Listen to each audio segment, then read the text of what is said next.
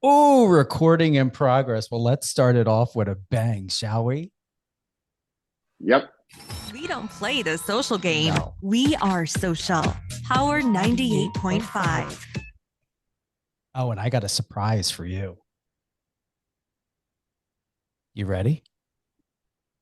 Empowering listeners around the world in the Actors and Athletes Studio with Stephen Kuoko and Jake Jensen. Ooh. That's great. How you like that? We've been needing one of those for a long time. Oh, that's amazing. The ending is what really the cherry on top. Yeah. That's Jake great. Jensen. God, I wish I had a British accent. So do I. Our first official video. Welcome to In the Actors and Athletes Studio with Stephen Cuoco and Mr. Jake Jensen. Our first official video. And this is the first time we're officially seeing each other. You know that, right, Jake? Yes, yeah, it is. Yeah, that's cool. I mean, I feel like I know you so well, but it's this is great. It's been how many years? How many years? Well, I think it'll be 2 years this spring Oh, that wow. we like. I mean, we had connected a little bit on social media before that, but actually like working together and moving forward was I think April of 23 maybe. Really? Yeah, it's been a couple of years. It'll be a couple of years. Oh, yeah. I knew it's been a couple of years. Bring us up to speed. What's going on? A lot of crazy things happening out there in LA, right? Oh my gosh, yeah, it's sometimes it feels like the end of the world's happening, and other times it's like not, it's just it's so people don't realize, LA is so huge that the news make it seem like the entire city is burned up, but you go to some areas and it's like nothing's happened, and you go to other areas and it does look like the end of the world. I mean, it's just a very kind of surreal time, and obviously, again, just my heart goes out to everybody impacted by these fires. I mean, it's tragic, but it's in some ways life goes on, and in other ways for some it doesn't. But yeah, definitely an interesting, tragic, but surreal time here. You guys got another fire brewing right now, right? Yeah. Yeah, I mean, these fires just keep popping up. There's one over the mountain from me in Santa Clarita area, where like Six Flags area. And then there was one on the Sepulveda Pass, the 405 freeway. A lot of people know that. I think they got that one pretty well contained. But yeah, these they just keep popping up, and we've had these Santa Ana winds that we always get them at my house, but the problem is they've been much more widespread than normal. So it's so dry here. We haven't had rain for months and months. So what is it? Is it the friction that starts it up? You get these winds and it starts blowing stuff around and then you got a fire? Yeah, I mean, again, I don't. The causes of all of these is, I think that's what's, we a lot of times really don't know. But once one fire starts, I guess these embers can carry for miles and miles, Mhm. and so that's why the minute there's these winds, everybody's on high alert, because even though I'm miles away from the fire, there is always that potential these embers can blow, and whereas it's like a giant tinderbox. I mean, that's how dry we are, and so and we had a lot of rain last spring, so there was a lot of growth and vegetation that's now just all dry and ready to burn. Wow. So Hopefully, you get your power back on, but that doesn't affect your heating or anything. Like, are you still have heat or anything? oh no, I don't have heat, but fortunately it's fairly warm. So I'm um and I my water is on a gas system, so I can still have hot water. I just don't have any light, which and fortunately, it's cellular. I can go, like, I mean, I don't have any internet, but I can go, like, we're doing this through my cellular data, and it's not the end of the world, but it is kind of eerie to have it dark at night and no lights. My whole neighborhood's that way, but a lot of my neighbors have generators, so they're getting some light. It's probably something I should invest in if this happens often. But Well, thank God you're yeah, not on the. Sorry about that. I was trying to pull something up for us, but we just had no, 5 inches you're of good. snow, and I'm just glad that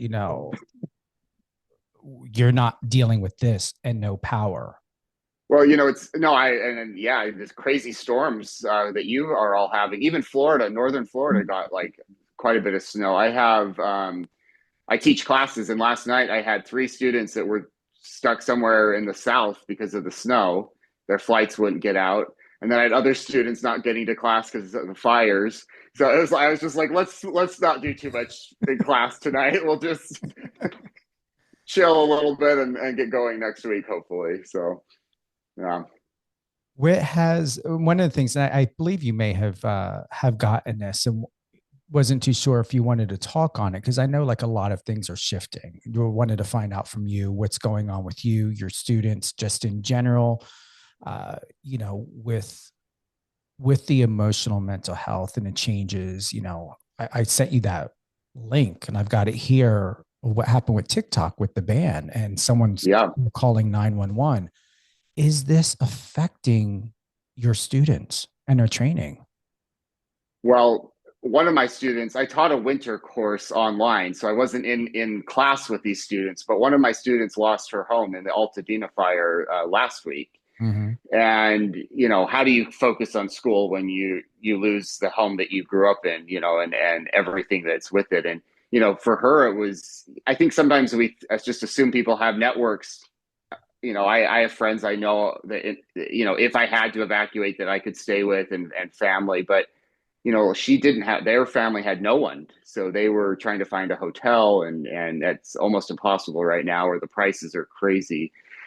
So, just, having a student that is suddenly like, can I have an extension on my assignments? That just does, everything gives them perspective with that. And then I didn't have any of my student athletes that I work with that were directly impacted, but certainly had friends. I think almost everybody knows someone who's lost a home. I mean, there's just enough loss that it does impact pretty much everyone. And they've had a hard time focusing on training and school and the air quality. You can't, as an athlete, you can't be out there training, especially like a track athlete running, sprints at full speed and be sucking in, smoke and ash. So yeah, it's definitely impacted student athletes and students, just in general. It's how do you focus on school when your city's burning? I can't even imagine. I mean, is it really the water crisis? I mean, what do you know California better than I do, Jake? What is the real solution for all of this out there? I mean, you guys had no water in the hydrants. I mean, you had to get, what was it? People that were convicted felons to help out. I mean, what is going on? I think just California, we're always going to have a water issue. It's funny because I live in between Florida and California, and one state I live in has too much water, and the other state I live in has not enough water. And it's sometimes I'm like, can't we just? I wish we could share. I think we absolutely have to look at how to manage the water better. I mean, I don't want to take political sides on this. To me, it's not a political issue. It's figuring out so that this level of, we can't have an entire neighborhood or city burning and not have water available. I mean, I can't even imagine being a firefighter going to try to put a fire out and the hydrants are dry. I mean, that's, whether people have sprinkling systems in their homes. If that's sucking the water away, though, from others, we have to figure out how to manage it better. And again, I don't have any solutions for that, but I think everybody involved needs to set aside politics and look, what can we do as a community, as political leaders, as firefighters, as responsible members of the community to make sure this does not. We're going to have fires again. I don't think that's it, but we have to figure out ways that we don't run out of water. I mean, that's just, even if we could have saved 50% more of the homes and communities, I mean, something has to be done. I spoke to someone yesterday and they said they shifted all of the red carpet events, film, projects and stuff to February. Is that happening to you too? I mean, have your projects been postponed or what's happening? Well, definitely I'm starting to get a lot of auditions and things before the fires, and that's kind of slowed up. And I think again, a community is the entertainment industry has put somewhat of a hold on things. How do you move forward with booking projects and shooting when there's so much that needs to be done in the community. I think it'll pick it up again, but I think it's out of necessity, but also out of respect. It's been good to put a little bit of a hold on things. Yeah. What would you say? What would be something you would want to say to me or anyone else? Even though I'm not in California, just knowing and going just through the latest news and content. One of the things that stood out is reframing success. And I don't know if that stood out to you or if you read that. And what I wrote was shifting focus from numbers to impact and connection. So when we think about social media, when we think about engagement, when we think about, what's happening with the fires and people losing homes, exactly. The second point is building a loyal audience that knows, trusts, and cares about you. I've had conversations with someone about 2 days ago, and we were discussing TikTok. We were discussing the California fires. We were discussing what's happening in the entertainment industry and the shift in people investing in projects, and how some producers and directors want a $10 million budget, and then other people are determining that's too much. You don't need that much money. Why can't you do it for 40,000? Why can't you do it for $1 million? Then there's this fast track where comments are being made that Hollywood, on record, that Hollywood doesn't care. It's a money industry. Projects are getting pushed too fast. They're getting made without care. Is that true? I mean, you're a director, a producer, a writer, an actor. I mean, are we getting too far away from the quality and an integrity? And there's too much emphasis being placed on numbers, not just on engagement, but on establishing a unrealistic value for a film or television project? Or do we need to get back into building more relationships that is just, I'm going to say from a publicist perspective, is non-existent? People are not having conversations, and there's a lack of care to the duty of care of someone just sitting down and really caring about who Jake Jensen is, or who Stephen Cuoco is, or who maybe Choice Skinner is. Are you getting that? Does that make sense? Yeah, I mean, yes, I'm getting it, and there's a lot of thoughts I have from what you just shared. I mean, I definitely think we have to get back to building more connection, and yes, social media can be a connection. And I think, I mean, I have a community on social media that has, from all over the world, of people that follow me, and some started as fans, and I've actually engaged with them, and they've become friends that have, that check in on me. And with these fires, I've got people from Europe and South America and the US and all over the world that is a community. And I think that's important. And we have to realize that social media, even though it has its limitations, that it's still a legitimate community we can build on there. But I think we have to also make sure we're not losing the community of actually sitting down and having a conversation, a meal, a meeting with people, whether that's virtual or in person. I met with a screenwriter this week that's writing a tennis film, and wants to bring me on as a consultant on it. And we had a couple hour, lunch, and it was so refreshing to have a connection like that, in person over a meal. And I just thought, that doesn't diminish from my online community, which is an important community for me. But I also need to make sure, and I think this is not just me, but others are fostering communities outside of social media as well. There needs to be both. Mm. Yeah, I'm going to be having a guest on my other show. His name's Owen Morton. He's a 23-year-old country music artist out of the UK. Extremely. Oh, wow. I'm going to tell you this, the Gen Z, they fascinate me. They're incredible. They're built differently. Are your students Gen Z? Are you getting the young ones? Because they're phenomenal.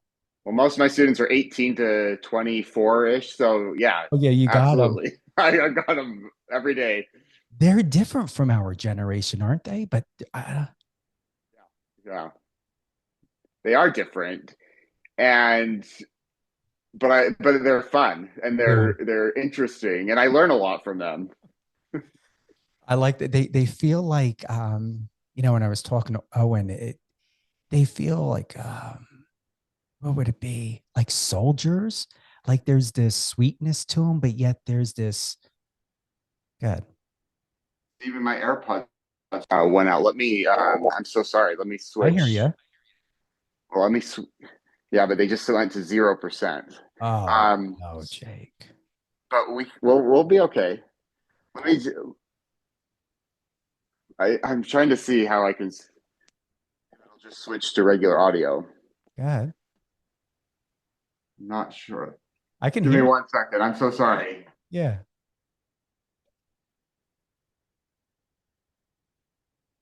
All good. Well, do I need to do a dance while we're waiting for Mr. Jake Jensen? What is taking so All right. long? You hear me? Yeah, I did a little singing. Maybe I can be on the uh Wicked. Maybe I can be on Wicked. I just gave a tune. Gooses, geeses. I want a goose that lays golden eggs for Easter, at least 100 a day. And by the way, I want to feast. I want a bean feast. Cream buns and donuts and fruitcakes with no nuts, so good you can go nut. Give it to me now. I want today. I want tomorrow. I want to wear in the braids in my hair, and I don't want to share them. I want to party with rooms full of laughter, 10,000 tons of ice cream. And if I don't get the things I am after, I'm going to scream.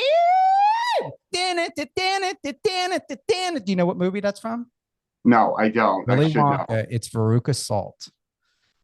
I didn't know you sang. I'm impressed. Hey, we had to fill some time. I can't pause this. Or can I pause the recording? I have no. I don't know, but I apologize. Gen Z would make fun of me for being an old, not even millennial, probably. I'm about right on the border. For running my AirPods out and then not a backup, they would make fun of me. Well, So, you were just not. You were on a what, over an hour call with Julio anyway. Did you use your AirPods for that? I did, and that's why I didn't think about. And I'm using. I mean, I'm charging my phone off of a battery pack because I don't have power to charge. So, Oh Lord, we'll give myself a little grace today. we are, and also I had a Gen X moment because I thought I sent you an invite to this meeting, and I ended up forgetting about sending the invite because we usually do this by phone. This is our first live live. It's so much more fun though to do a video. I this is great. It is, and all right. I just had to tweak some. I don't mind. Listen, this is what makes it fun. This is our first time. And for those who don't know, Jake and I've known each other for years and we never seen each other. We never met. We worked together. But we have everything in order. We've got our what do you want to say? We vetted, we know who we are. It's not like we went and bought a house using text by never seeing the property. So we get each other. But I'm having fun with this, and I'm looking forward to us doing more of these because we are in a place, Jake, where people want to see. Audio helps and it's powerful, but as you know, as a professor, people and I respect this, that millennials and Gen Z, they want to see you. There's something about that they have to see you, and I'm liking this. And Yeah, I am too. Yeah. Yeah, I mean, I know your voice so well because I hear it all the time. But there's something really you're yeah. There's seeing your face and your smile. It just brings another different level of energy. Does it? Yeah, yeah. In what way? Well, first of all, you look really you look younger than your voice sounds, which is interesting. Oh, You have really? a very youthful energy about you, which I think comes across more when I can see you than when I just hear you, Okay. which is interesting. Oh, so now I get it now. You're actually not just seeing me, you're actually reading me and interpreting me. I can see that now. Yeah, Okay, cool. yeah, absolutely. All right, that's awesome. So a lot different. So I look what, 32? You Yeah, want exactly. you never thought No, 30. I mean seriously, you look really. I think it's just an energy and about you that is very, and I mean this as a compliment, youthful energy, and it's great. Yeah, it's just what I needed this morning, honestly. Isn't that something? And it had taken me 5 years to do this. I resisted this. I was like, I demanded I needed to be in a studio. I needed to have all the camera people in front of me. I needed to know and to have that validation that I am legitimate. And the only way for me to be legitimate is I need to enter into a multi-billion-dollar studio and have Yeah, a team to be filmed. And it got to a point to where, I did interviews on ABC, NBC, Wish TV, and they're all doing this. I mean, look at the quality. I mean, we look great. And it, where social media, especially TikTok, to give TikTok more credit in this area, there's a lot of things I don't care for with that app. I don't think it's very user friendly. They push more garbage than anything else. And I say garbage like half naked men, like no matter what my personal preference settings are, I'm done with the pornography on that app. Uh, yeah, but ultimately, I've witnessed the power of someone just taking a phone, recording themselves, and sharing a message, sharing a prayer, sharing a thought. And I began to feel the power of just simply taking something like this without an expectation, without word phrase, with having genuine purpose to it. And it's impactful. And I'm thinking to myself, Jake, what have I been stressing and worrying and so restrictive that there is a command that I always believe I needed to have in a studio when all I can just do is just plug in, be myself, and just have this moment with you. Yes, we've got the show. Yes, I had a breakdown and outline and I sent it to you. But ultimately, this in what we're doing, having a conversation is what people truly care about, not having a script and worrying about every little detail and bullet point for us to hit that and making sure we have to make a point. yeah, and it even goes to not just what we're talking about, but it's kind of fun to see like your background there, and it gives insight into who you are as a person, and it's not a, and it looks really cool. Um, And this is not my choice of background for myself, but it's even cool. Like this is my 1936 house that was built for actors that used to shoot the westerns, and it's got that character, And I think that's what's kind of fun is that we get insights into each other's lives in a way that if we were just in a fancy studio that we wouldn't necessarily get as well. So I think that's something good about doing it this way. Yeah, and I was thinking to myself, what's all right? I prayed about it, and I'm like, all right, God, what can I do to stay true to myself? What can I do to show people my transparency and vulnerability without worrying about fancy decorations in the background or popping up a green screen and trying to put up a fake hideous background, you know. Yeah. I mean, this isn't the Real Housewives. Don't get me wrong, I don't have an issue with it, but it's like, why am I going to try to look like I'm on a set of the Real Housewives by putting up a fancy background? And then the blur does not work for me. Yeah. No. So what I enjoy here, like living in a country, being in New Jersey, where I'm from, is you can go anywhere and find stuff still from the 80s and 90s. So I end up, you should be able to see it. Where is it? So this right here, the Vanity Fair, that's a 2003 anniversary edition Hmm. that I found in a laundromat Wow. Wow. about Prince William and Harry. So Yeah.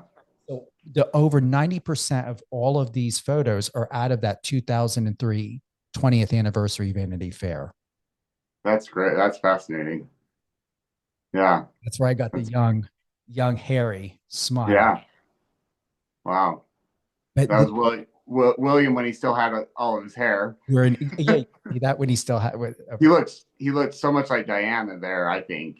he does. Yeah. And then I can move it up a little bit. You should be able to see getting in on the action. Yeah. Yeah, it's great. I love it. And then Your little Yoda there. my little Yoda. Ain't he cute? Oh, but yeah, this is me. And I'm happy with this because every time, Yeah. like the videos I've been doing lately and even meetings, they're just so intrigued. And it's like, we're supposed to be having a meeting and they're just pointing out, picking, seeing what they can find because it's just so Yeah. eye catching. Yeah. I don't know if you can see, but on Oh, I like that. but there's my grandpa's saddle is in the like I don't think oh yeah. So I have a saddle in my entryway of my house, and people I get more comments on that than in any other piece of my house. And I remember when I decorated, my mom's like, "You can't put a saddle in your house." I was like, "Why not?" And I think we have to surround ourselves with things that I don't think things make us happy, but putting things that remind us of people that we care about or times that we're, like I think that's what things do for us. It's not the things themselves, but they take us back to interesting times and people in our lives. Well, this went fast. That's a perfect close. And look at this. Look how organic this was. And your house is beautiful, by the way. I like the furniture choice in the living room. That's gorgeous. You know what? I've learned that I just decorate with what I like, and I don't care what like other people think. And you know what? Some like it, some don't. But I'm the one that has to live here, so It's beautiful. important that I like it. Yeah. Well, look at our show. I started out with an idea. How many times have we done this show and it always goes into somewhere else, another direction? This is perfect. Yeah, quite a few times. But those are some of my favorite as well. Any closing thoughts? Because Zoom gives us limited time here.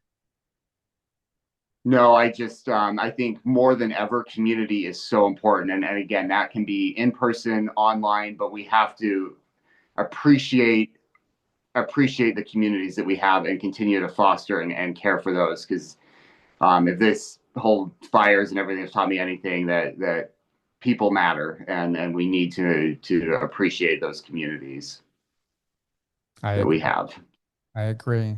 Well, until next time, thank you to everyone who's joined us for Empowering listeners around the world in the Actors and Athletes Studio with Stephen Kuoko and Jake Jensen. Jake. We got to do this again next week, provided your schedule. Yeah, no, I'm good. Yeah, we can absolutely do this. All right, let's plan it. Thank you for everyone who's tuned in in the Actors and Athletes Studio with Stephen Cuoco and Jake Jensen on Power 98.5 Satellite Radio. All the latest and greatest. Download the Power 98.5 Satellite Radio app. Tune in on Alexa. And Jake, can't wait for your interviews to come out with Phil and Julio. Thank you. You're welcome. Thank you.